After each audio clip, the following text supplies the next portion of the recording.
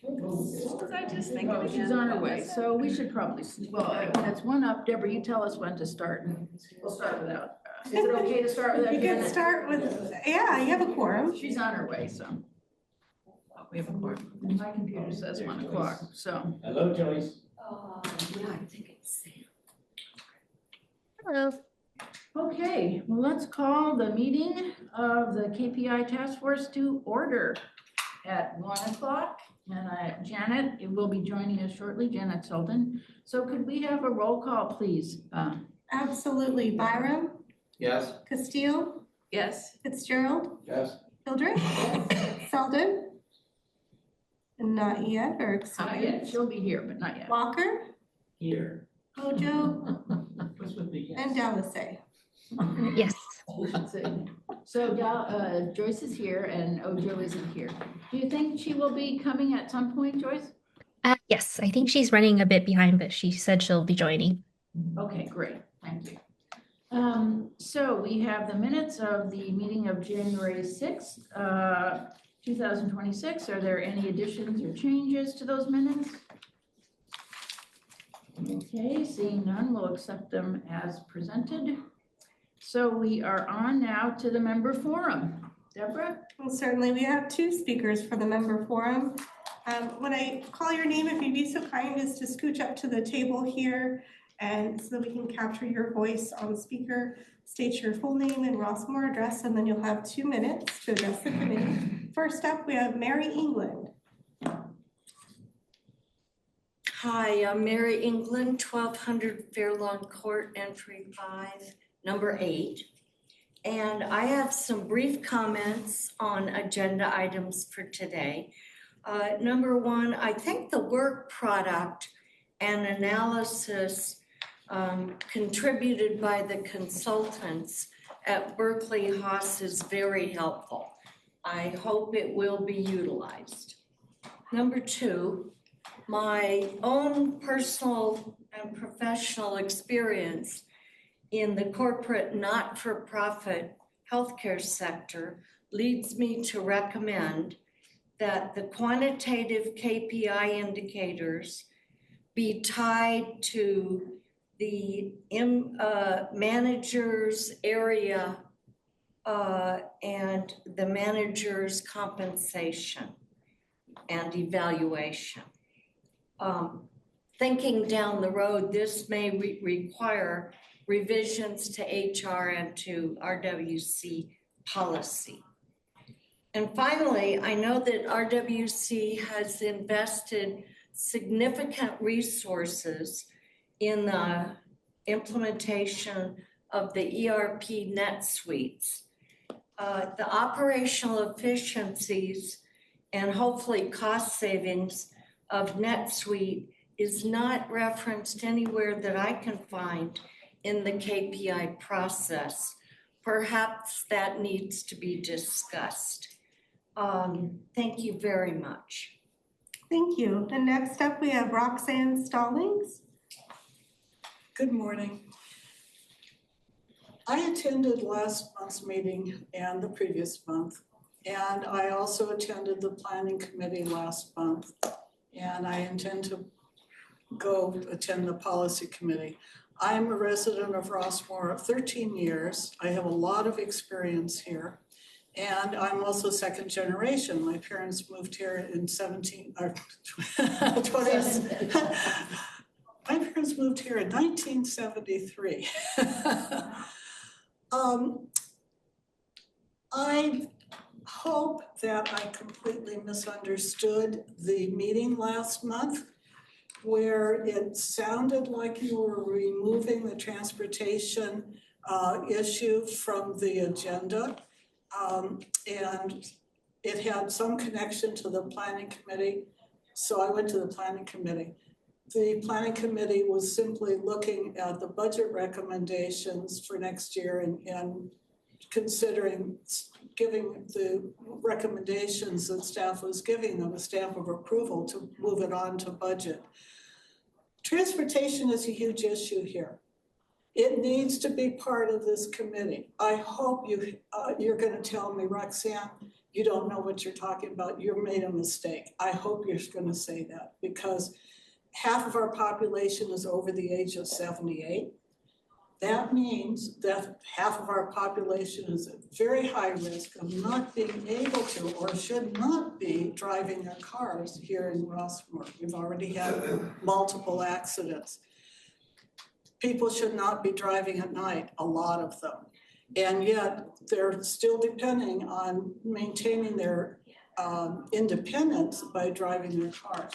We need to improve the quality of our transportation here in Rossmore. Thank you, that is Tammy.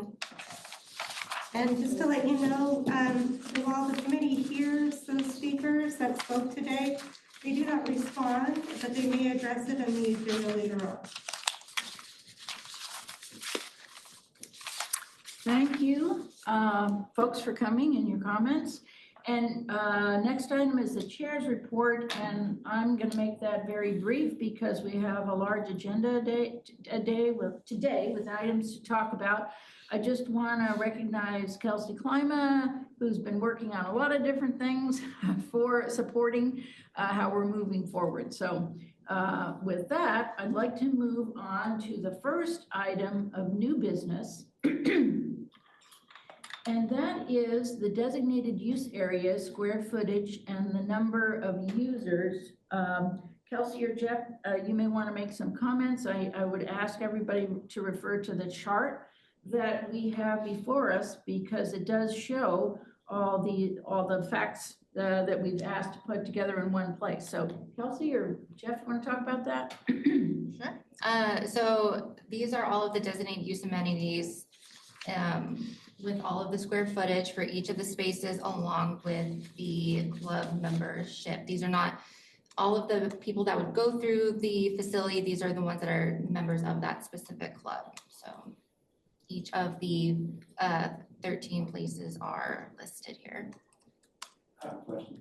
Sure, go ahead, Alan. On the Sewing Arts Club, I've heard that if you're not a member of the club, you cannot go in and use the sewing machines. Is that correct? Yes. Correct. So it's exclusive. Or is that the case with all these memberships?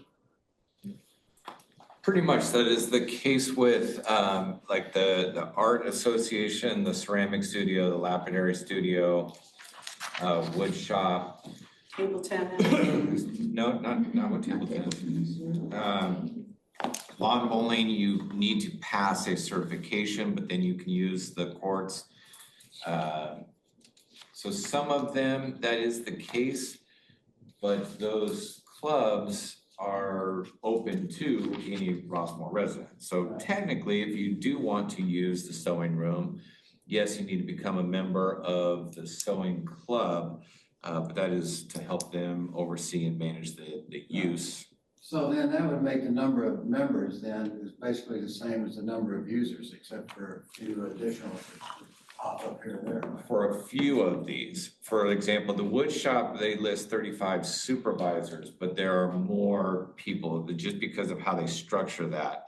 They only call the supervisors, quote, members, but there are more than that utilize the room. The lapidary, again, you have to be a member. Ceramics, same thing, and the art, same thing. The library, for example, the library, the 41 are the volunteers that operate the library, but it is open to any resident. Computer club, that is the members of the club, but the actual computer room is open for drop-in, and they help, so the number of users would be much higher.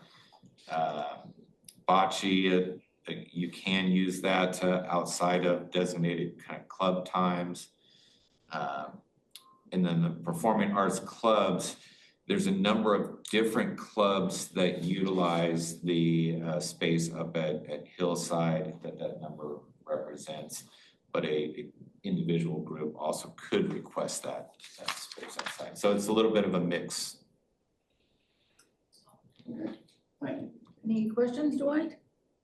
Oh, I'm sorry, Nancy, go ahead. Yeah, just, what's Nancy. the context of presenting this information? Was there a question we were trying to answer? Where does it fit in our? You know, we looked at the designated use areas and we had information about, about them, but we didn't have the square footage. So at the last meeting, we were interested in seeing the square footage and see if there was, I'm not saying there's a correlation between the number of users and the square footage, but to me, this is information that's a good start. But we don't really have, I think, a clear way to make sure we know the consistent ways to measure who's using these, even though we've talked about some that are exclusive to club members, others aren't. So to me, it gathers some information that's helpful for us. And I could also see some of this information being helpful when we talk possibly later on, when we talk about the fellows report. But it was particularly, I think, Dwight, you had asked about the square footage for the amenities. Well, for the very reasons that you outlined. So the missing piece is usage. And I guess the question is there, we know there's an ability, but is there the fortitude to take on fobbing certain areas? We do it with fitness. Is there anywhere else we fob? We don't fob, but we track usage of, say, the golf courses. But there are few amenities that are drop-in per se, or like these where we actually have a check-in procedure where we can track the daily, weekly, monthly usage. And keep in mind, what you see here today is strictly a snapshot in time.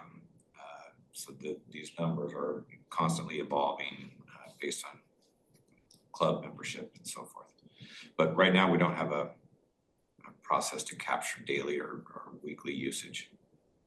So an example is the railroad group. I don't know if everybody's been to the railroad group. Nobody goes there anymore. Where is it? Yeah, there you go. The one in Dollar. Oh, no, you didn't. And by the way, the square footage is not on there. That's a fairly large footprint that, have we been monitoring that over time? There may have been a decision made more quickly about what to do with that space. So that's the point of, to me, of bringing up square footage and usage. It's very valuable to decision. It'd be nice if somehow these organizations would keep track of who utilizes it other than just their club members. Now, if it's exclusive, then we count the club members against the square footage, but if it's not exclusive, then we probably ought to know that number.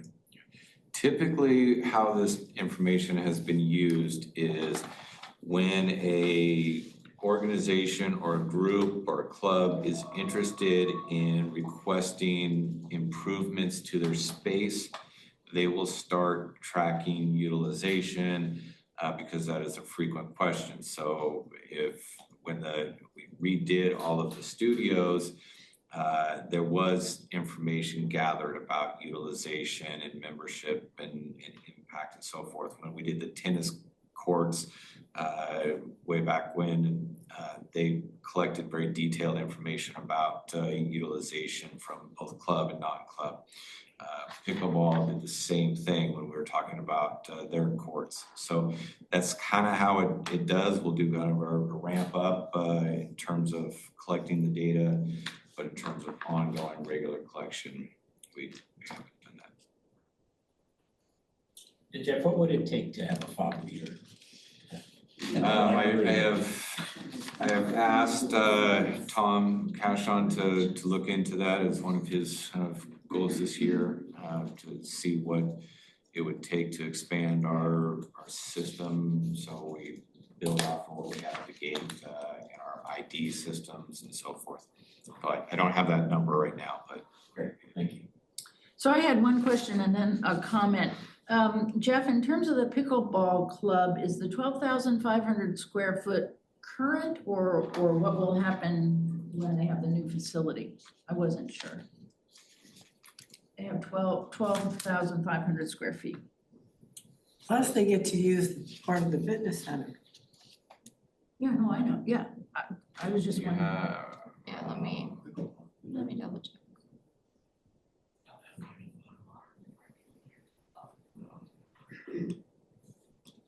Well, you can get back to us on that I would think that would be the space they have at the at the gym. 3 courts Yeah. currently, and potentially, so the gym is definitely not exclusive use. Right, yeah. Sure, how that figures. So, and that's okay. So, I think this is an interesting discussion, and not to set it aside, but we have a couple more meetings and we're going to be, I see us making recommendations. I hope we'll work on that and all agree on those, but this concept of considering investment in the fob readers, Tom's trying to figure that out. We really want to get any kind of a accurate analysis of how these spaces are being used. And even, maybe that wouldn't necessarily attribute to the KPIs, but just in terms of usage and how we can manage usage, engage usage. That could be a recommendation or a finding that we make from our work here. So any other questions on this? I think it's very interesting. I'm sure it's good that we have this information in one place because I think we can use it. I think other groups can use it, other committees. I know some of our KPI work has been looked at by the policy committee, so it's good information to have. Okay, so I'm going to move on to 7B. And this is our detailed discussion of possible KPIs and or surveys of use of room reservations and custodial services. And I want to say that after our last meeting, the room reservations team, Kelsey's team, jumped on this right away and started keeping track of what they were doing and some of the reasons for how things were going. So do you want to talk a little bit about that, Kelsey? Yes, so the information on 7B is going to kind of answer the questions, or I hope most of the questions regarding everything that I kind of respond as anecdotal. It's stuff that softwares are not able to keep track of. So our staff started in early January tracking all of the reservations that came in and completing a spreadsheet to answer some of the questions, like how many were completed without a change, how many were modified, what was that modification? Was it a change of date, change of room? How many went all the way from request to completion? And so this information kind of explains all of that with, during that time, we had 30 reservation requests come through with 19 of them being completed with no issues, no changes, 10 being completed with some sort of modification, and only one that was declined, and that had to do with the history booking period and when a new reservation can be reserved. So that was the only reason that that one was declined. Is that the monster truck show? Oh, yeah, it is. Can I ask? Yeah, go ahead. What does not compatible activity mean? A monster truck show at the event center. Some groups will want it to say have, some sort of activity that maybe they come in, they want to have equipment that's going to damage the floor. So we move it to a space where it's not going to be damaging, or they have an activity that they need the kitchen, but the one they've requested, the kitchen isn't big enough, so we have to move them to a bigger kitchen. Some people like Vista for that reason, but what their activity really is, or like say cooking, requires the bigger catering kitchens. So it's just making sure they're placed in the correct locations. Okay, because the rest of them are pretty self-explanatory, except for that one feels pretty subjective. Like you guys decide if it's appropriate activity, right? Yeah, we're looking at if it's an appropriate use for the space, if it's even the size is appropriate for the space, making sure that the reservations are placed where they make sense for both the lessee and for preserving space. Did you include in this, Kelsey, the no fee, no service rooms? Yes, in the graph, it'll list whether or not it's a feed room or a no fee room. It'll include, it's closer to the end. Oh, you mean on the? On the, not on the graph, on the chart. So I just hope everybody also has looked at, do you think are you okay, is everybody okay with your presentation? Other questions? Do we have other questions about that?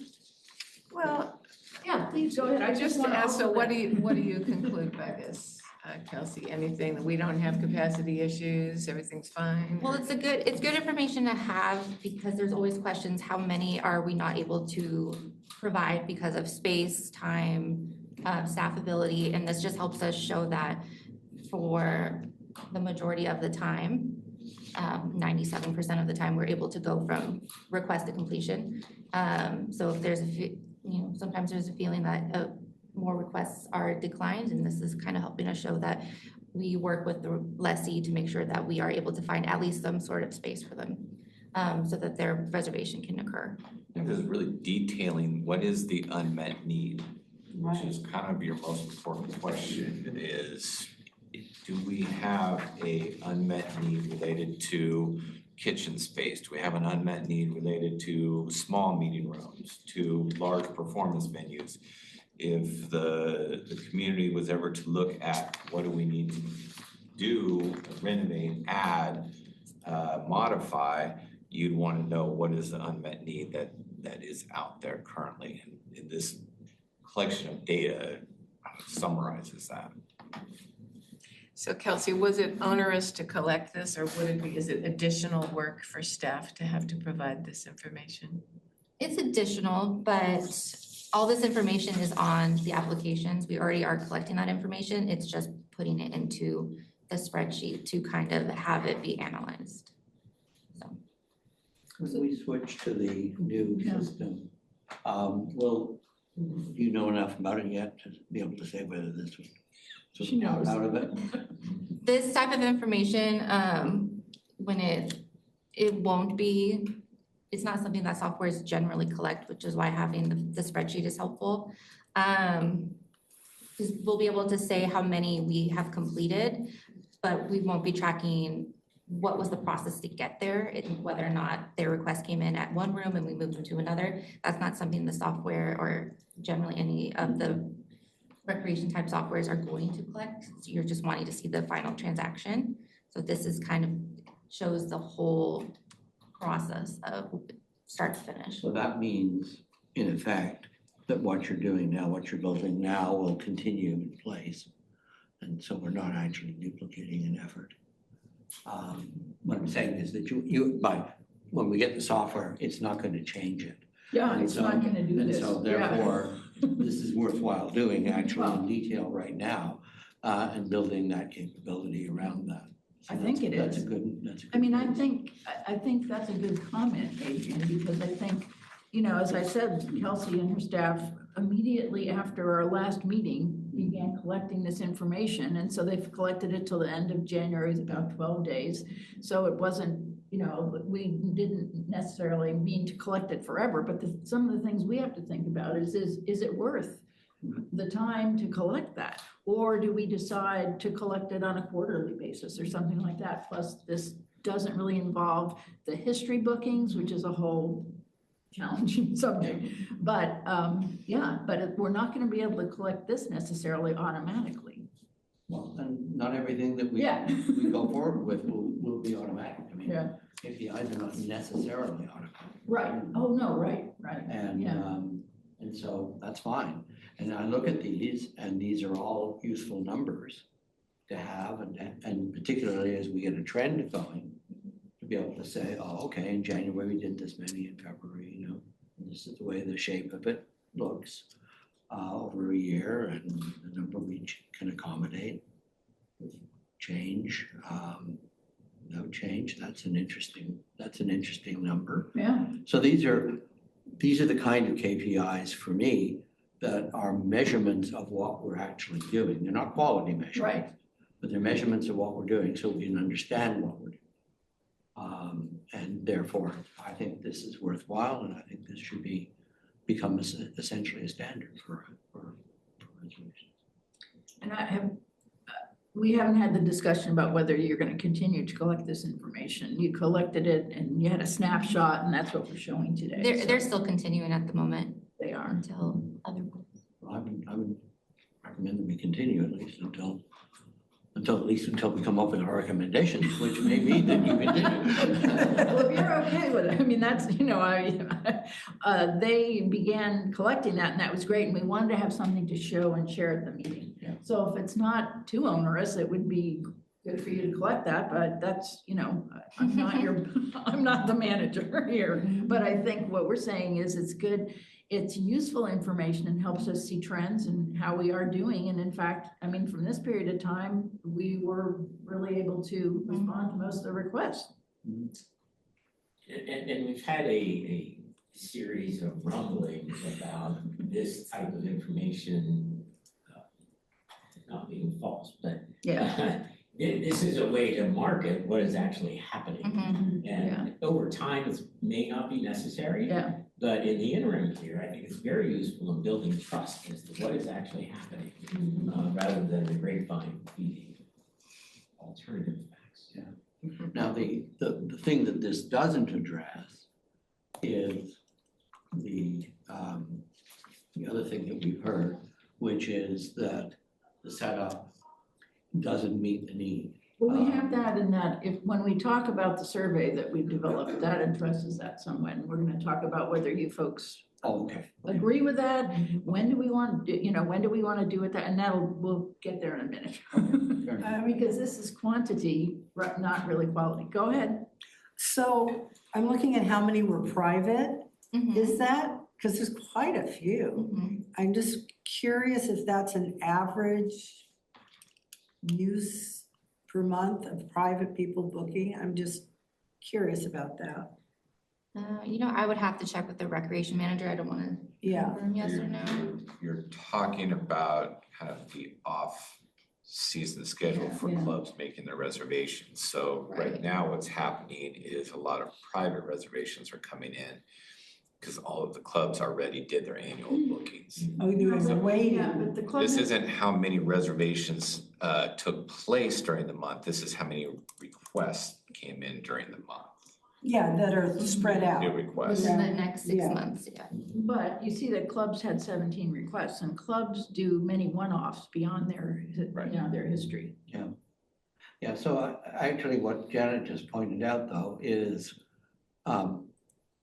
a difference between, how are we actually using the rooms versus the request, the process of reserving them. And so let me ask the question, would the reservation system that we're implementing, would that enable us to answer that question just automatically and say, here's all the rooms, here's what every use was? So will the system be able to tell us were the rooms by club or by private or by type? Is that what you're asking? Partially that, but also, here's a room, it got used like the 14 hours a day. How many of it was club? How many was private? Will that be embedded in the new system? Yes. Oh, that's great. That's usage and occupancy. So that functionality, really. So that tells us a lot. That enables us to know a lot about how this asset is being used. This talks about how we're booking the asset and how well our booking process is working. And then ultimately we need to follow the analysis on how it actually got done. And we got a pretty good, seems like we got a pretty good answer then to this. And do you know how many times a private booking is declined for whatever reason? Like, I'm just curious, I mean, the private ones bring in more money, right? They have different fee structure. Right. And I'm just curious if how many people get turned down for a private. And I guess it's too early in the year to know. Right, this using the spreadsheet will help with that because I can say based on this, not often. The staff really do try their best to put a reservation on a day, in a different room, however we can help them. Yeah. Just based on this, our only decline was a club decline. Right. So, Usually though, with the private, it's a one-off. Right. So it's not recurring. So Right. you can find a room to accommodate. It might not be, if I really want fireside, well, we can't do that, but Diablo is available. Right. Or we could do it an hour later or one day different. Yeah. Private is a little bit easier, where a club, I need Tuesday at 10 in this Yeah. room recurring for the whole year. Right. Gets real challenging. Yeah. So that's what I have. Okay, I just want to make sure everybody did see your chart that you have a snapshot of. Oh, I don't know if oh, I can move it. you can move it, just to see that, because I think it's great that, you know, you took the time to think about all these things and chart this out, and you're gonna keep doing that. But then also, you all decided to try to capture at least some comments that you had about custodial services. So that moves a little down. And so one of the discussion was how the custodial setups are, how cleanliness and what we're hearing. And generally, we hear that from just feedback or comments. And so in that time, we didn't get that many, but we had some comments, either compliments or issues that were addressed that came through our rec manager and our custodial manager. And these were just some of the items. So again, that's not all the programs, or the uses that were happening, these are the ones where you got some feedback. Correct. Right. And so it's kind of all over the map. I mean, any particular theme? They do, it is very nice. They do get quite a lot of compliments. And then, you know, the first one, which was the green room wasn't opened. It's just a misunderstanding of how to process and request the green room. And so that club now knows it's not an automatic thing. And so while it was an issue, it was something that we were able to help with the club. Okay, any other questions about this? So I think it's great that you just jumped in there and started collecting this data for us. So that was very useful. Thank you. So are you able to move on to the customer survey, or the survey that that I think was created? Many people worked on it, but I know Ann Peterson also had some suggestions here. So this is a draft survey. This is not a KPI, but we're in a process here to try to see if we can address quality of services, which is, you know, I mean, this could be the result of a KPI. We're kind of backing into it. But we did develop this, staff developed this reservation and custodial post-reservation survey. So just to put this into context, I would suggest, and want to have plenty of staff feedback, but what we were thinking of doing with the survey was sending the survey to the contact person, the key contact, on an event contract the day after the event. And we would not, we would only use programs, we wouldn't use the no fee, no service contracts, so that really doesn't apply to this. And to try to get some feedback on these factors that are on here. And we would, and then your staff would analyze the responses. So there's a lot to think about. Do we want to do it? Usually something like this would be done for maybe 2 or 3 weeks. Can we get it done before the next meeting or the April meeting? But is that, I think we're suggesting, at least I'm suggesting, that this is something we could do in a fairly simple, short fashion that could begin to get at the quality of the interactions and the services. Now, when you say no fee, so is that a regular club meeting? Is that included here or not? Well, clubs, No. want to answer that? Clubs have to, I mean, Yeah. clubs may take a room and it's a no fee, no service reservation. So you go in, you move the chairs around, you have your meeting, you move it back. There's no setup. So what I was suggesting is that we do the survey when we know there's going to be a setup or custodial services, Okay, that's right? fine. Yeah. Okay. I just need Okay. clarification. So we would implement this on an ongoing basis? Is that the idea, or just to experiment? What I would suggest, but I want to hear feedback from you and of course, feedback from staff, but I was just suggesting that we do this for a specific period of time, for maybe, I would suggest about 3 weeks to try to include 3 weekends, because I'm really interested to see if there's a difference between the weekday and the weekends. There might not be, but I want to make sure we include events going on the weekends. And I would hope that depending on the time frame when we distributed this, we could either review the results at our next meeting or at the April meeting.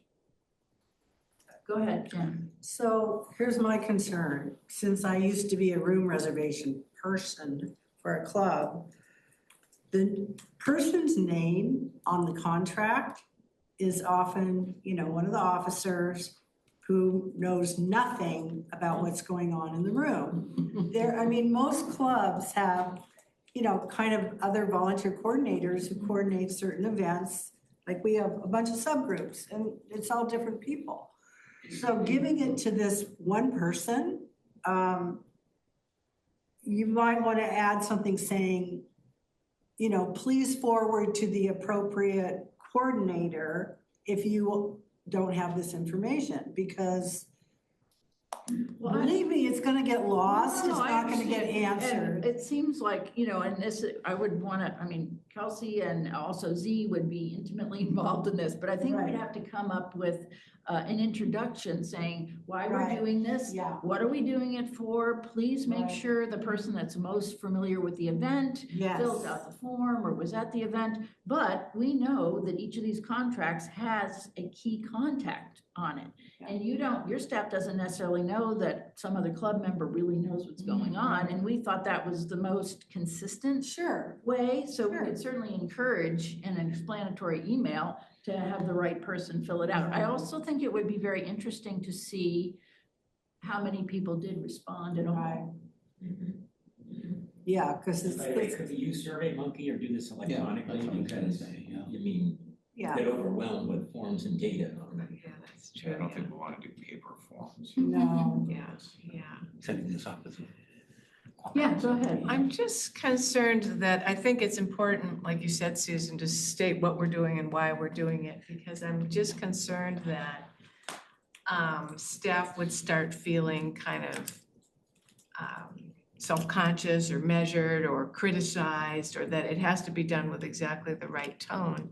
And there's also the kind of the two-way street aspect, right? Did the reservation coordinator get the information that they needed? Was it clear what did the customer understand the constraints and that kind of thing? So that setting the right tone with staff, I think, is really important. And I don't, and the form should reflect that tone too. I don't want residents, because since reservations has been kind of such a target or, been embroiled in controversy, I don't want the people that fill out the form to feel like, oh yeah, like this is some sort of a gripe session, that like we have to be really careful in managing the environment and the criticism. But it's also a great way to follow up on those folks. Who feel like they want to do that, because it will happen. Yeah. It's a chance to have that conversation. If reservations feels like we like this information because it will help us figure out what's wrong in our processes or how we can improve it. There has to be like a kind of like a strategic goal for doing this. And especially if the reservations department wants the information, because it helps them achieve their goals. Overall, it helps us in terms of what we bring to the board. So if we get a ton of feedback that the responsiveness is too slow, well, and we analyze our process and our staff, and we know that we can't get back to requests for 24 hours, 48 hours.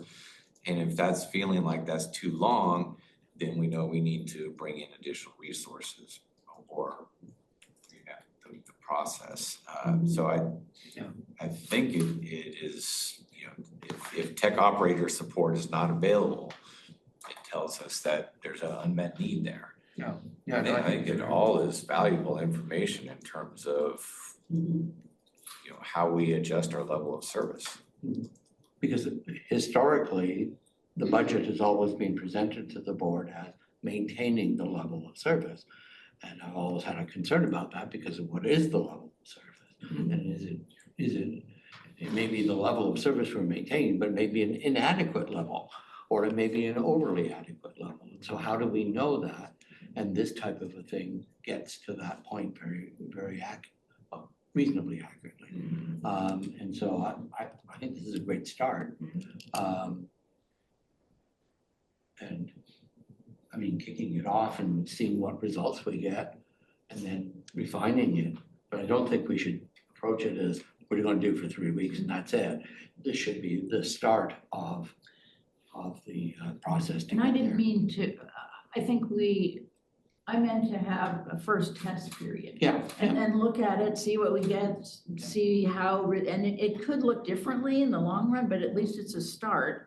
And we could at least analyze or review some of the results and see where, we might want to go. Because most of the things we may be suggesting in the long run or even developing, I don't know that we're going to be suggesting, surveys like this consistently. I think we would, given our capacity here, it's more likely that we would do quarterly things or twice a year or something like that. But this is a start. I think it's really just a start. And I really understand Nancy, and I'm aware of not having this be threatening to the staff. And I've talked a little bit to Kelsey about that because they are collecting all this information and I want to make sure nobody feels like we're looking over their shoulder. We want to know how we can, we, the KPI task force and staff want to know how we're doing and how we can serve you better, what you need. So I would make sure that we had, and also with, of course, Jeff and Kelsey, that we had a very positive message to this, to hopefully people would be willing to fill it out. Yeah, Alan. I have a couple questions. On the survey, there's only one place for a digital answer. In other words, the answer is satisfied, Yeah. neutral and all that. Then there's this internal notes. What's the purpose of the internal notes? So that would be where our staff would, if say that there's a, dissatisfied, very dissatisfied, that is a note for our staff to say that they're reaching out to the renter to see what issues occurred, how can they adjust, future reservations so that the issues don't reoccur. Kind of like the example of the green room, it was something that the club didn't know. And if they didn't know and they didn't get a service, they feel like it might have us dissatisfied. And this would be where our staff reach out to kind of have the discussions with them so we can kind of nip those in the bud at the beginning. So a specific example too would be if you look at number 4, how would you rate the accuracy of the setup, including tables, chairs, AV equipment? I'm going to build off of Janet's comment here. It is, if you got a 1, one of the things we would want to follow up on was the setup per the actual sketch that was submitted? Because frequently what happens is per the sketch that was submitted, but then the person that actually is in charge of the event goes, this isn't what I wanted, what I needed. I need this over here, I need that over there. We're missing this, that, and the other thing. But, it wasn't on the sketch. So we want to be able to go back and look at that and say, did we actually miss something? The piano wasn't in the room, or was it just not requested actually? So we can kind of detail then, do we need to modify our process to make sure that the person that knows what's going on is involved in the sketch? I totally agree with that happens a that. lot, yeah. Designating one steering committee member, whatever you call them, one person to be the contract person, to me is really problematic.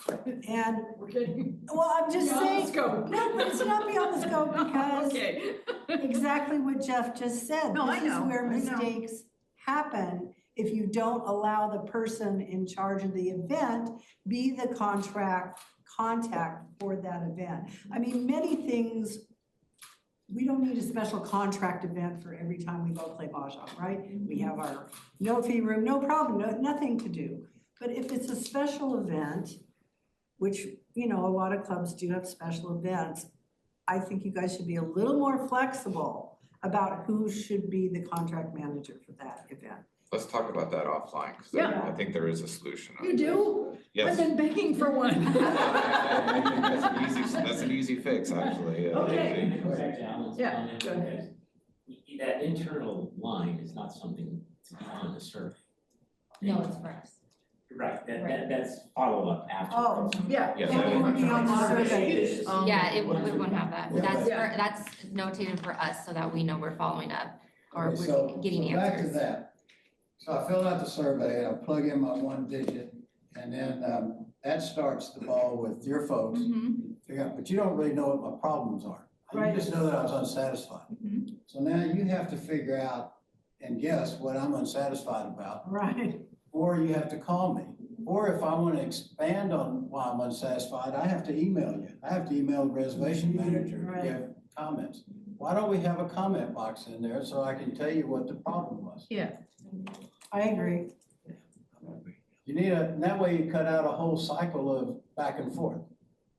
But one comment box. Just one. I mean, I know that was a topic. Not a comment box for each point. Because otherwise analyzing it's gonna be difficult. Yeah, I think that we did have a preliminary discussion about a comment box.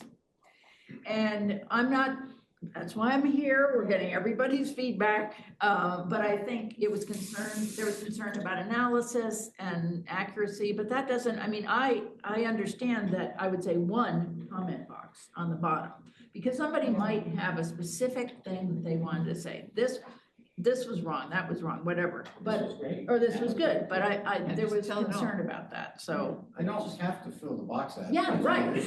Oh, but they will. I mean, the volume, when you add a comment box on a survey, you get so much overwhelmed, just data that maybe doesn't even pertain, that just.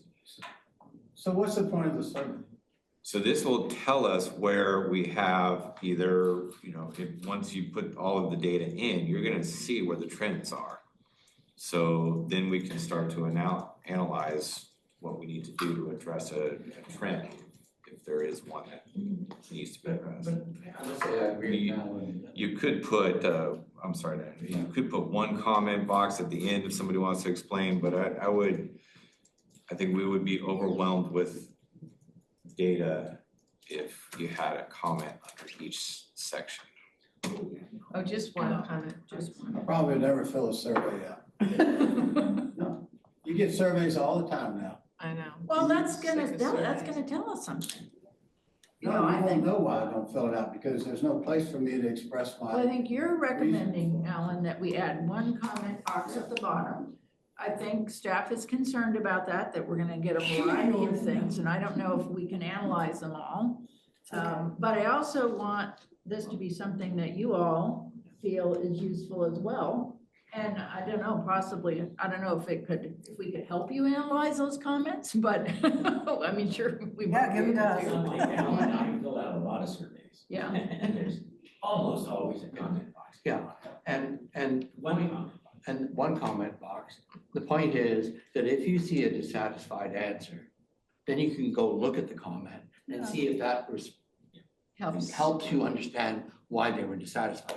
I'm not suggesting that you should analyze those comments in general and try and do something about the comments. No, ignore them, or if you really want to do something, you can actually just upload the whole lot to chat, GPT or Gemini, and it can do it for you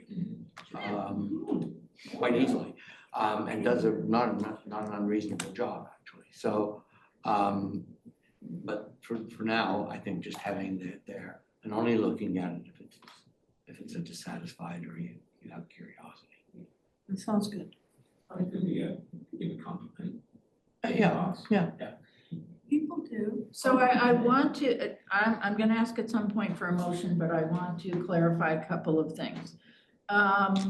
we want to at least be able to review the results of this at our last meeting which is in April, if not March. I don't even know if we could get this off in time to have it ready for March, because we'd have to get it out like in a couple days to get 3 weeks. I'm recommending 3 weeks for this to be initially launched, and then we analyze it and we can decide, do we want to keep doing it, when we want to do it. So that 3-week period, and I can work with staff to determine how we're gonna do it and what works best. But we wanna make sure that we have the results at least for review at our final April meeting, if not before. Does anybody have a concern about that? Because we're gonna have to figure out the timeline. So you're talking about this as it stands now. With one box on there. Yeah. One comment. One comment box. And how would you send this out to all the club contacts, right? No. Just for rentals. Just for rentals. So after a rental takes place, you would get the survey. Oh, so Yeah. it's day by day? Day by day. Oh, Yeah, I see, I get it. It's not gonna be. Okay, It's got not it. gonna be, I mean, it'll be a lot, but it's not gonna I be got it, overwhelming, yeah. particularly with the no fee, no service. So, Mm-hmm. you know, you should get a good variety of activities over a 3-week period. And the other question I had, which I would really appreciate advice of everybody and staff in particular, do we want to let people know this is happening through a brief mention in the Rossmore News, or is it sufficient to just have an explanation as we send this out? So that adds greatly to your timeline. No, I know it does. This goes primarily to room reservations and Yeah. people who made a reservation. Right, people who made a I reservation. suggest you limit it to the reservations. Yeah, Because if you put it in Rossmore News to everybody, okay. I Well, don't know no, what's gonna happen. everybody agree? Yeah, just No idea what Okay. let them do. You know, let alone the comment box. That was bad. And that was not meant to be disparaging at all.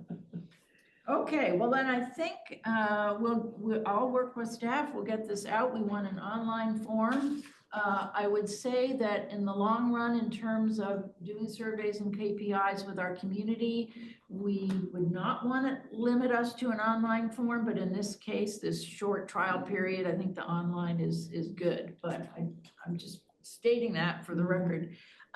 So we'll work together and we'll get this out, and we'll see when we'll get the results back as soon as possible. So I think what I would like from the task force is just a motion to approve the form as presented with one comment box at the bottom and an explanation about the purpose for the survey. Also move. Okay. And Adrian seconds. Do you have enough language there, Deborah? Yes, ma'am. Okay, could you do a roll call? May I Yes. ask a question? Oh, yeah, I'm sorry, go ahead, Dwight. Deborah and Jeff, this doesn't require board approval, does it? Oh, God, no, oh, Lord. Well, Time. okay. Well, you know, that's a really good question, Dwight, and you certainly would know, but I'll make sure that I share what we're doing here with all the board members, so they'll know that it's happening. Okay, all right, so our roll call. Certainly. Byram, Yes. Castillo, Yes. Fitzgerald, Yes. Hildreth, Yes. Selden, Yes. and Walker. Well, you're ex officio. It's unanimous. I'm silent. Okay, well, thanks, everybody, and thanks, staff, that you've done. I mean, we're gonna continue to work together on this, and staff has been very helpful on this, and I think appreciative of the feedback, and I don't get a sense that people are too, like, worried about it. Okay, that's great to hear. So now we are on to the fellows report, and Joyce is here. And I'm gonna ask Dwight and Joyce to take this on. You know, we received the draft report and it's quite detailed. I'd like us to have a little discussion about it today. And I also think it would be interesting for a small group of us to possibly do a further review before the next meeting and possibly even try to use the framework with a certain service. We'll figure that out. But Dwight, do you want to do an introduction? Well, I just want to say that Ife and Joyce and I met, well, and Susan, you were part of it too. And we said, wouldn't it be great if Joyce and Ife could propose a template or a framework going forward that has different areas are tackled for KPIs beyond community services or wherever, that template might be used, that framework might be used.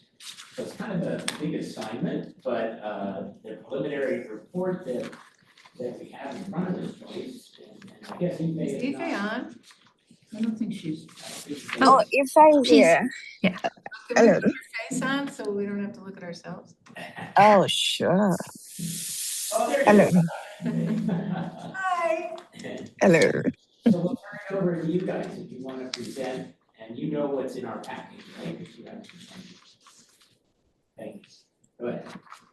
All right. Thank you so much. So before we walk through the details, I just want to take a few minutes to frame what we built and why we built it this way and what it is really about. At a high level, the work Joyce and I developed is not a recommendation to expand or close any specific community. What we've built is just a decision framework, a way to ensure that there is consistency, transparent, and defensible approach when decisions are made, and not because a lot of these trade-offs are always emotional, political, or financially sensitive. So one of the biggest lessons from the MBA program for me right now is that the hardest part of leadership is not choosing an option, but it's agreeing on how this decision should be made. So that's why we came up with this framework. Joyce will take us through how we decided like how the measurements will work and considering other trade-offs that would matter, and ensuring that beyond any financial implication, the sensitivity too is also accounted for across board. And we know that the manpower at Rosmo is not so large, and we want it to be something that is transferable beyond just this project. You can also use this for other decisions going forward, and we hope that you like the work that we've done, and we're open to questions as we go through this. Yeah, thank you. Thanks, Ife. So the top part is just a basic executive summary of what the framework that we have, sorry. So when you go to part one, it basically is an outline of a decision framework. So there you have the type of decisions you could make, the definition, and when to apply it. Ultimately, the goal is similar to what Ife had mentioned, similar to what I have learned in the MBA. It's not so much making a direct decision, it's really coming up with a decision framework so that you and maybe your other colleagues or even on a higher leadership level can use the framework so that you all get to the decision together. So the first part is a decision framework. The second part talks about the different evaluation domains. So when we talk about domains, we're looking at 6 types of domains, and then this framework we're looking at whether it's for utilization, the importance, accessibility, cost efficiency, impact if it were to be removed, and the subsidiability. So there you have the definitions, and then what key questions, and then the last column is suggested weight. So as a task force, you would come up with whatever suggested weights you would want to put for these domains. In part 3, we go down to talking about financial logic standards. So here it's to ensure decisions are financially sound and forward-looking, and that all cost-related analysis must follow these principles. So they're kind of divided into subsectors. So 3.1 talks about sunk cost exclusion, meaning that these could have been already past investments that have already been done and do not justify future spending. Part 3.2 talks about avoidable versus shared overhead. So costs would actually disappear if any amenity is discontinued or relevant to the decision. And in each of these subsections, they kind of go into details as to what you could exclude in the analysis or include in the analysis, and then what the decision relevant costs would include. If we go further down to part 4, this is where you actually will find more of the KPI definitions. And these definitions could be utilized not just for this committee, but even for the future. Because if you actually scroll down to, I think, towards the end, we actually have a like a definition. Part 7 talks about all the different definitions. So what an amenity is, avoidable costs, and shared overhead, just so that you guys have that idea. But part 4 is where we're actually having, what is it? The actual KPI, I guess, definitions. And then part 5 talks about classification model. Here is where, after data collection, each amenity will be classified based on its performance across evaluation domains. So those classifications we divided into 5 different parts. So core / protect, improve / redesign, streamline, repurpose, or discontinue. And then on the second column is the criteria, and then the recommended action. And then in part 5, it does also go about how you would have a decision rule versus a scoring approach. So we did add some, I guess, weighted math there so that you can utilize it in an Excel sheet, which I think is the other attachment that we also had included, which is also kind of like a template. So you could plug in information that way too. And then part 6 talks about implementation approach. So I know the task force is only, I think, till April, but if we were to move forward with this type of framework, whether it's this committee or future committees, part 6 talks about the implementation of any of the data that you collected and how you would implement those changes. And I know that in the previous discussion, we actually talked about the resident survey. So that's actually part of 6.2 that you guys already had started, which was trying to create an implementation. And then transparency and documentation would be just making sure that all the information that you guys as a committee have disseminated and also created also is available for the public to view. And then lastly, part 7 would be the definitions. And we just added the additional appendices there for you. And I think the second attachment is the Excel sheet, which is the basic template that we kind of created. Well, Ipe and Joyce, that is a great outline for us to consider. And obviously, this is a draft, and Susan, I'll turn it over to you, but I just want to congratulate both of them and commend them for what you guys have put together for us. It's a universe of concepts to think about and hone it down to what is useful. And it may be different based on different areas that we're tackling. So that's, Well, I have a question, Joyce and Ife, and I'd also like to open it up for other questions from the task force. In the first paragraph, you mention the committee alignment principles. The KPI framework translates the committee alignment principles into key performance indicators. So I'm trying to make sure I understand how you would define committee alignment principles, because I wasn't sure, and I don't know if we've really set those yet, although we may have informally, but how do you see that relating to the work with creating the specific KPIs?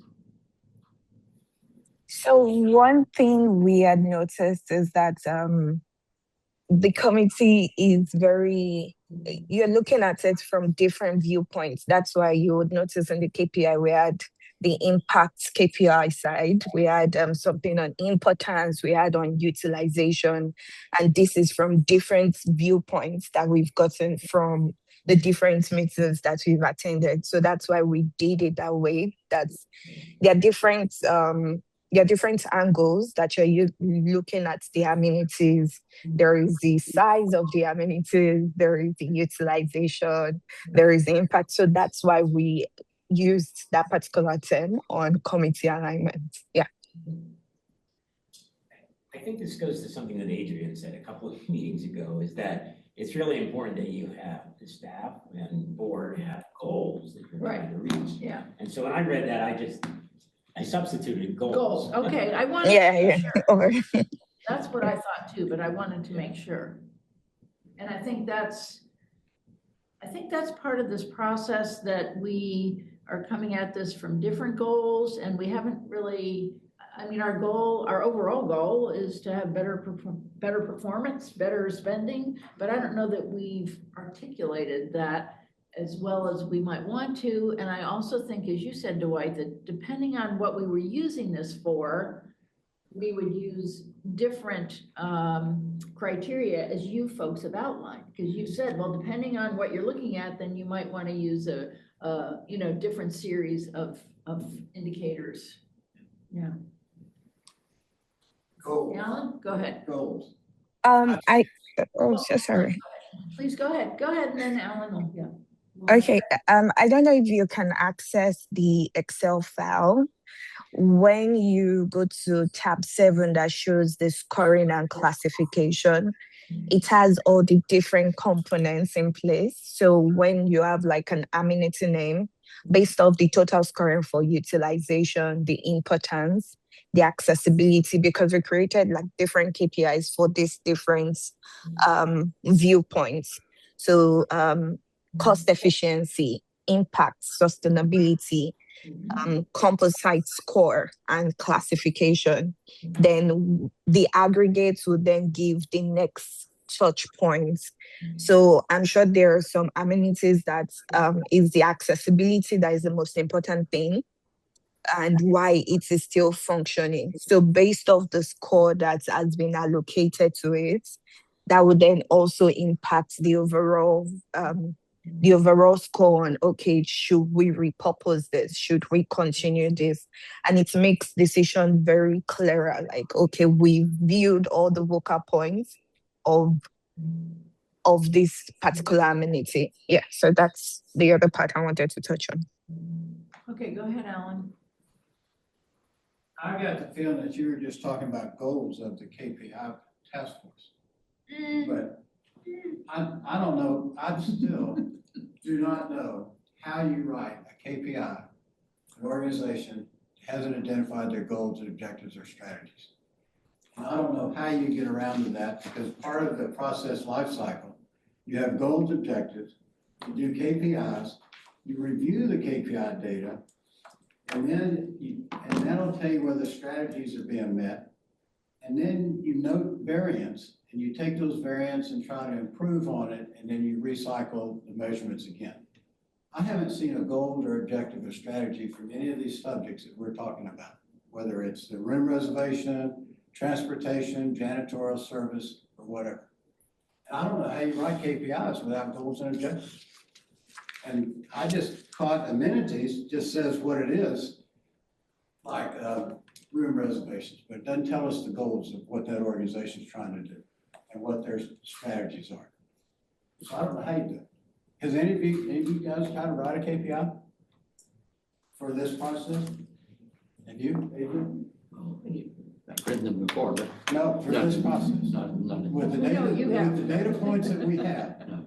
And we have a lot of data points. Yeah. And they're valuable data points. And they'll be useful down the road, but I don't even know what we're trying to measure against, because I haven't seen an objective yet or a goal.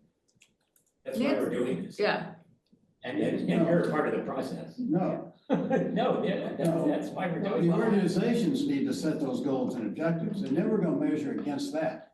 We're gonna create measurements to see how they're doing We're on going that. to make recommendations of what But needs to be but done. I feel like, in a way, it's difficult right now to set a goal for Rubers. Well, wait a second. They must have goals and objectives, otherwise why are they there? Well, I feel like it hasn't been articulated. Okay, that's a different issue. You know, I mean, there is an inherent goal, obviously, because it's to provide the service. provide that service, that's the goal.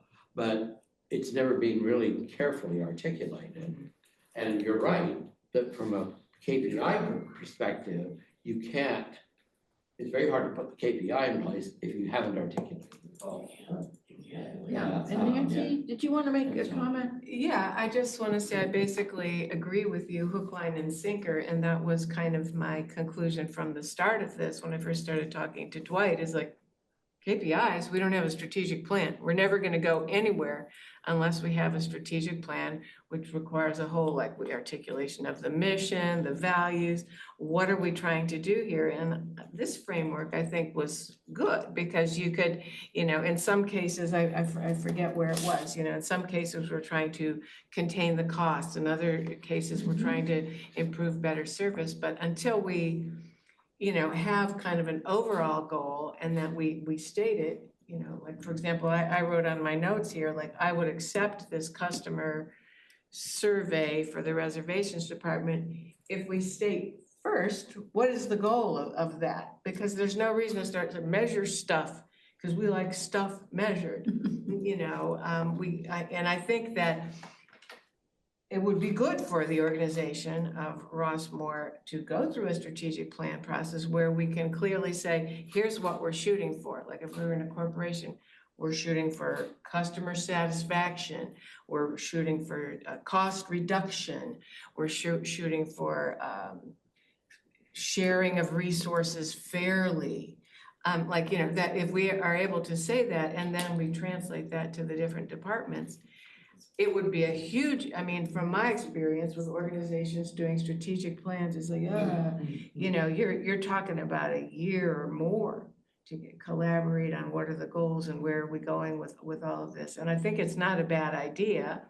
And I think as a committee that is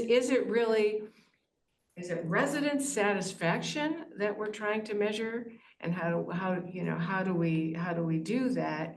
Or is it simply what we've been doing? I would state the unstated obvious is to continue to provide the existing level of service at the most efficient cost possible.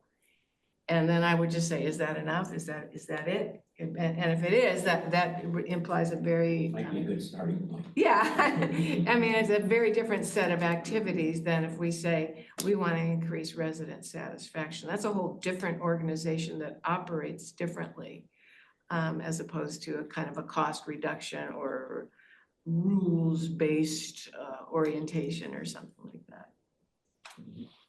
But if I just, while I'm on a roll here, just the other point is, I think that Kelsey's presentation that she did the first meeting, the big one that kind of went through each department, and what I regret, I understand that we needed to focus on one little thing for efficiency purposes, and it would be impossible to do, to bite off little chunks at a time and stuff like that. But I still think that one of the results of this committee should be an overall view of, so we pay X $1 million to Golden Rain, Rossmore, Walnut Creek every month. What are we getting for that? What is the usage? To keep the big picture in mind, I'm concerned that we're going to lose the big picture with all this kind of only focusing on the reservations department. What about and so creating that kind of data-based organization where we're able to say, here's what you get for your money when you pay your $385 a month. You get this and this many people use it and blah, blah, blah. So that's where I would like to say, I accept that we can't do everything at once, but I think just to summarize, we need a strategic plan and I want to keep the big picture in mind without getting lost in any one little myopic area. But I agree with you, and I also disagree a little bit, okay? In the sense that I agree that we need that overall view, and I do think it is a calculation. I think the strategic goal is customer satisfaction. I don't think people disagree with that. I can't hear what you're saying. I'm sorry. I think that the goal is customer satisfaction. I think you can maybe elaborate, but generally I think that's really where it's focused. But the problem is we need to get something on the table that is actually where you can actually see a KPI show up, okay? And start measuring against it and get your organization to start thinking that way rather than imposing it overall. And so my experience has been one of kind of like where you get corporations been going ahead and, you know, making profit, that's the goal. Okay, and that's fairly clear. But then you get into, well, how do we really get these customers to be satisfied? And you start working about some detail that's important to that customer. You understand what their customer needs for that class of customer, and you go after that one thing. And then you start to realize, oh, we could use that same technique or that same thought process about this other area and this other area. And so it grows. And so it's sort of a bit that's top down and bottom up. And I feel like that's what we're doing, the bottom up part a little bit more perhaps right now, but I think that's important that we actually end up with a KPI that's actually in place at the end of this task force. I don't care if it's 10 or 1, but at least that there's some. And so that's where I'm coming from. Say that I think it's been extremely instructive for all of us to go through what Kelsey has presented over the last 3 meetings in terms of room reservations and custodial. Eye-opening in many cases. I think the survey is the next level that then really can get us to a point of establishing a goal, establishing a KPI, and understanding that going forward. But when we started, we didn't understand all of that. No. And you're right, it's myopic, but it gives us a good example. Okay, let's tackle the next area. And that's where this framework can come in handy to walk us through that, I think. Yeah. I mean, if I could talk to the presentation here, I think this is a great piece of work you guys did. It really, it sets out how you go about these kinds of decisions, gives us a framework. I think framework's really good. I do have one question, or a sort of methodology question. In part 2, you identify evaluation domains. I agree with all of the ones you presented. How do I know that that's the complete universe of all? How did you? Did you get that from somewhere else? Did you make it up? Is this the full amount? For the evaluation domains, I think that was one of the, just based off of even my own work experience, but also I think in our coursework, those were the 1, 2, 3, 4, 5, about 6 that kind of stood out. Obviously, as a committee, you can always add more, but mainly those 6 are always discussed in our courses in regards to like use, importance, you know, is it accessible, especially given the context and depending on where we are, especially since if the goal is, you know, resident satisfaction, then we would probably want to make sure accessibility is there. Cost efficiency has always been a evaluation domain, I think, in even for-profit and nonprofits, and then impact, if removed. So that's really more so what would the consequences would be if this service or this program were to be removed, and then availability of alternates. So those are the 6 that in our coursework have discussed about, but I'm sure that there might be other ones, but this is just going off of what we have learned so far in our program. Yeah, they look good. I'm not disagreeing. That was a good answer, Joyce. Yeah. Fair enough. I look at this and I think this is great. I would like to use this for the work we're going to be doing on transportation. So I think what would be, and I've said this to Susan, we need to dig into these details a little bit more and see what works, what doesn't work for us, but to use a specific example. Maybe it is transportation. Maybe it's room reservations, because a lot of that groundwork has been laid, but something simpler might be better at this point in time. Not to get too myopic. Love that word. But we have to do baby steps to understand what is. But I mean, if we were to walk through the transportation concern, I mean, there's like all these domains here, you know, what's the importance? That's a key question we need to ask and answer, and I don't know that we know the answer to that. You know, et cetera. I mean, so you can see every one of those things needs an answer, and we could do that around transportation, and then go down the next layer and say, oh, okay, now how do we do that? And what does that lead to KPIs? I think this is great. I'm very happy to see it. Would we want to try to do that in a subgroup of a couple of us working on that and just kind of report back at our next meeting, if possible, the March meeting? How did this exercise go? What did we learn? What did we find out? Is there something that seems not to be working? I mean, I'd be willing to work on that. And even though transportation is a large, intricate system, I think it might be interesting to do that. And I know it's a topic on everybody's mind. We're all thinking about it. How can we do it better, differently? Using this could be a good way to try to identify some things we want to make sure we address in future plans. But I'm leaving that up to you folks. Would a couple of you like to work with us? And maybe we could also have a session with our fellows too, to hear how their framework is actually relates, or how we see it, how we're trying to adapt it to a real life situation. Are you talking about a subgroup to try to create a KPI? No, to use this framework to attack the transportation question. Which could ultimately result in a KPI. I mean, we said, one of the reasons why we, in the last meeting, I think, set aside developing a KPI for transportation was because so many things are changing, and we're trying to develop a new approach to the service. And I know I specifically said developing KPIs for transportation as we move into a different service model would be a great opportunity for us to really put this into practice. Yeah. So I don't know, Alan, that we could say that at the end of this, we'd have the penultimate KPI for transportation, but I think using this framework in looking at that service could help us even develop questions that we have to respond to. And we won't necessarily have all the answers, but I think it would be a good, useful process.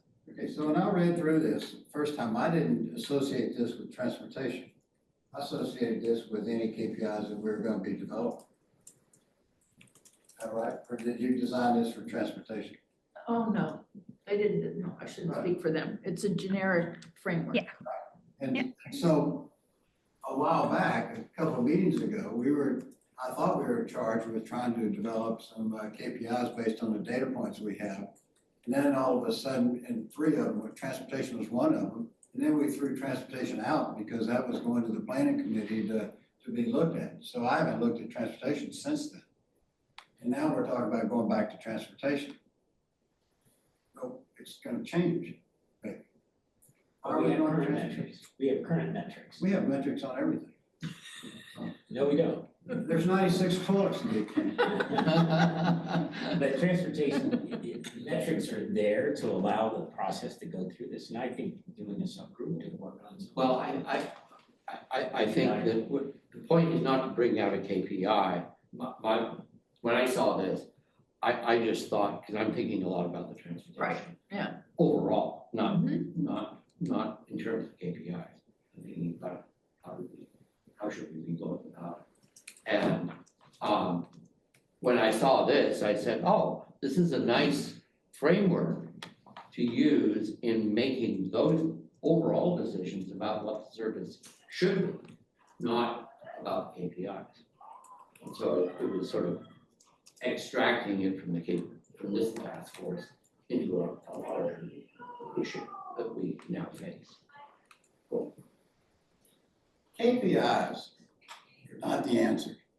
KPIs point you in the direction of a potential answer because of a variance of a process. Yeah. So, but KPI will not answer your question about transportation.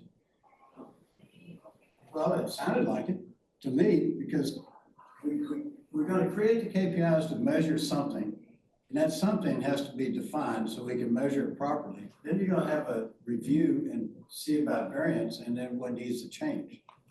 And maybe it's scheduling the change for transportation, maybe it's staffing, maybe it's size of the vehicles, whatever. But you don't know that. That's an outcome that's come later. So I'm just confused about what we're. I'm just gonna say one thing and then Nancy, I'll call her. I see our work here as a process.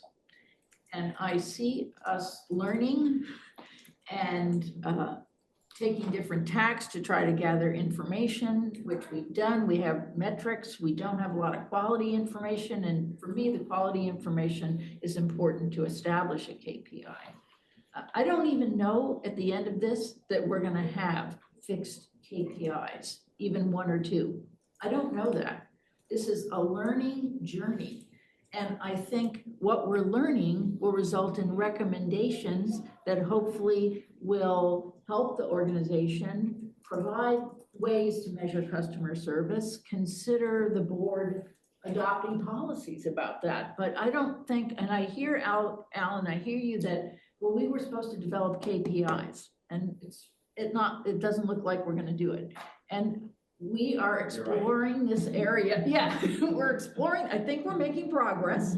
Yes. But it's a very detailed, intricate area and subject, and we need to be able to have information and also make recommendations to the staff and management and the board, because we're not gonna be we're not going to be making these things up. We can make recommendations and suggestions, but the staff is ultimately gonna have to decide how they want to use this information. If they want to use it, what are their key priority areas for finding unmet needs? When Jeff talks about unmet needs, that's, although it's not a specific goal, and I don't mean to speak for you, Jeff, but unmet needs are something, that's where we might want to go to analyze. What do we do? Do we want more? Do we want less? I mean, how, that I think we're challenged with trying to identify what those unmet needs are, which could help, in my mind, at least identify or develop goals to address unmet needs. But Nancy, you wanted to. Well, yeah, just I think that this framework could be very helpful in assessing the transportation question, but also one really can't effectively assess that without putting it into the big picture. So that the utilization is whatever it is, X% of our residents use it, its importance, so you have this kind of weighting that you do, and it has to be across functions.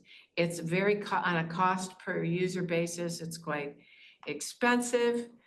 For the small proportion of people that use it, it's very important. And to look at that in a big picture as compares to, because I'm paying X dollars for that and X dollars for the fitness center and X dollars for the golf course and all of that sort of, I just can't see it other than trying to fit it somehow into a big picture.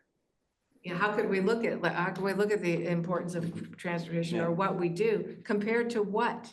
You have to kind of put it into the big picture, so. Yeah, I mean, that's an issue that it's very difficult to say. We're spending X money on, pick whatever you want, bowling.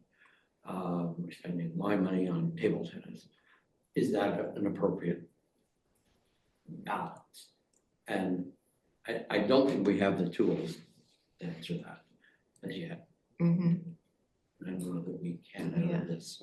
But I think at least if we keep Kelsey's work alive and maybe find a more condensed way to present that work, at least, because there are a lot of metrics in there, that stuff, we have this many rooms and it gets cleaned 8 times a day, and then all of those things, just keep those balls up in the air until we can attach more metrics under each one. Can I just suggest that? Yes, What we please, want Dwight. to do is evaluate this Yes. framework. Yeah. And see what we can use, what we think is appropriate, what is inappropriate, but we can only do that by using a specific example. So I think your idea of a subgroup, pick a top topic, highlight transportation, but and just walk through the whole process here and deliver a report next meeting, Yeah. I think would be extremely valuable in providing the usefulness of Try this it. framework going forward for other Is it areas. useful? What's gonna work? What isn't Yeah, gonna work? Yeah, And also to give our Haas fellows some feedback on this too, Yeah, yeah. because they presented, they've done great work, presented this, but I'd love to give them some feedback and say, well, what do we really mean by this? And how do we evaluate that? So I thank you, Dwight, for making that suggestion. If anybody would like to work on that with me, I can't do it alone. So Dwight, are you willing to help? I am. Yeah, you are. Are we allowed to? Well, yeah, what, are we allowed Oh, to? 2 people. Oh, just 2? That's it, 2 can get together outside the meeting? Correct. Oh, It's less than majority. But I don't care. he doesn't, yeah, because he's Yeah, he he's doesn't ex count as officio. That is right. So you can have 3. Could I have 2? What? No, is that really what the rule is? A random resident can be part of the committee as long as Sure. they're not on the committee? He's a random. No, the, You a rando. So, just to be clear, because if we're gonna do this, we want it to be procedurally correct. And I am looking at Adrian, who's a voting member. Adrian, are you willing to work on this with me? Yeah, I would be interested in doing so because Okay, and if Dwight also sat in on work with us, would that be okay as he's ex officio? Absolutely. Because he's not a voting member. Okay, I want to make sure we're on the right path. But will he buy the coffee? It's free. Nothing's free. Well, yeah, you're right. Great. Well, thank you very much for Dwight and Adrian for volunteering for that. And we will work on that and have a report back for the next meeting. And I don't, Alan, I do not want to dismiss your concerns. They're valid concerns. I don't want to dismiss that. I think we're doing the best we can, given the information we have and where we are in the organization, because I know without specific goals, we want to reduce this by 20%, or we want to increase that by 30%. Right now, we don't have that. So we're trying to do the best we can without that, and also ultimately recommend that possibly that's a way to effectively measure customer service or other aspects of service that we would suggest or recommend that the staff might consider. Well, I went back to look at the purpose and responsibilities of this task force, and it says that its purpose is to support the board's strategic and operating objectives by developing, evaluating, and recommending key process indicators that will measure the effectiveness and impact of RWC's community services, programs, and amenities. So it clearly states that we're supposed to make some recommendations on the KPIs. Sounds like what we're headed is we're going to make a framework of what a KPI is and what it should look like, and their data is very valuable. And I think it hits on a lot of the key factors in there. But then we're going to use transportation to try to create a model. But that's not what the charter says. So now I'll go back to our first meeting. where Okay. We said, this task force was probably mismade. Because we're not at a stage of KPIs at all. No. We're at a stage of gathering metrics and developing a framework. And that's the process that we're in. In the end, there should be some recommendations that lead us to KPIs moving down the road, but that's not gonna happen before. By April, we'll have some recommendations, but we're not gonna have KPIs at that point. What would you have called the committee if you could have renamed it? First of all, it's a task force, not a committee. Okay. I just like the framework committee. I'm just trying to. Well, we'll think about that, because I have looked at the charter, and I certainly am aware of the charter, and I realize that we will not be fulfilling all the goals that are set out in the charter, and we'll acknowledge that. But I think we're trying to do a lot of good work here, and it's not that we're not dedicated to doing the best we can, and look at the information that has been assembled, look at what we've been doing, look at the survey. It's a baby step, but it's a start. Oh, but I think if we accomplish with the survey and the stuff that Kelsey's already presented here, we will end up with a set of KPIs that They won't be perfect, but they will address reservation, and custodial area And customer satisfaction. and customer the customer satisfaction on those areas. Yeah. That can then serve as a model for other areas if we wish to expand it. We can learn from that how to do about doing this, et cetera. So yes, it's a baby step, but it is actually a step. Yeah, it's just, I don't mean to diminish it. You know, it's interesting that when Alan has suggested, or the naming, Dwight talked about the naming, you know, KPIs are a method, in my mind, to measure customer satisfaction. And I think coming out of the board's discussion about priorities is wanting to make sure that we understood how our residents were using our services, how services were working, and a KPI is definitely a specific way to measure that. But you know, was it preliminary? That's the name we got. We're gonna do the best we can with that name. But I mean, a KPI isn't necessarily about customer satisfaction. No, It oh, could be no, no, no. cost It could be reduction, it cost, could be yeah. efficiency, Yeah. whatever.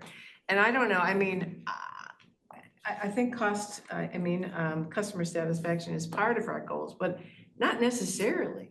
That's not the culture of, you know, I think the biggest goal is probably compliance, the way the board discusses things and all, I mean, that, and, you know, and sticking to the budget and that kind of thing. That's the culture. And I'm not saying that we don't focus on customer satisfaction, but to assume like, well, of course, we're all about customer satisfaction. Not necessarily. You know, there's a lot of other activities that we're supporting. Susan. Yes, sir. I'm sorry. Go ahead, Jeff. Make a few comments. First off, to the board fellows, what you put forth here and the work that you did in framing this, I think is really valuable. And I really appreciate the fact too that you tried to capture and weight that there are many different variables involved within the organization in terms of decision-making, prioritization. It's not just a straightforward thing that you could put a number to. So I think you really try to capture that there's different factors. So I commend you on doing that. And I think that's one of the things that this committee and organization has been struggling with from the beginning is we're trying to fit things into a box. And Rossmore is very unique in terms of decision-making, in terms of funding, in terms of prioritization. It's not straightforward. So you can't just put it into a real neat, clean box that you can weigh and say, yes, that's meeting the goal or it's not. So it's gonna be an ongoing struggle. For those of you that have not read the general plan, I know this is one of your favorite documents, Dwight, but back in 2010, there was a concerted effort by the community to adopt a general plan, and then it's been updated, I think, once, and the second round of updates didn't actually get completed. But if you go on the website and you look at it, it actually lists for each of the different categories, goals and policy statements and everything else that may be of interest to you to take a perusal of. That's in what section, Jeff? It's, if you go on the, if you go on the website, rossmore.com, you look under RWC and you see our policies, procedures, rules. There's a general plan tab there. So it's just if you're talking about, I've never seen anything, to Alan's point, take a look at that. That might be what you're aiming at. Oh, okay, good. Maybe that should have been Yeah. mandatory reading for us before we General. started this. Yeah, we'll make sure everybody has that, or has a link to that. My recommendation. Not your, okay, well, those of us who haven't had a chance to look at it, but I think even if it, It may be well out of date, Yeah, maybe out and of date. it is more of a process when it was done along the lines of a city type of function. So it's not particularly applicable to the structure that Rossmore is, but yet it does kind of go to along the lines of what your interest was that you stated there, Alan.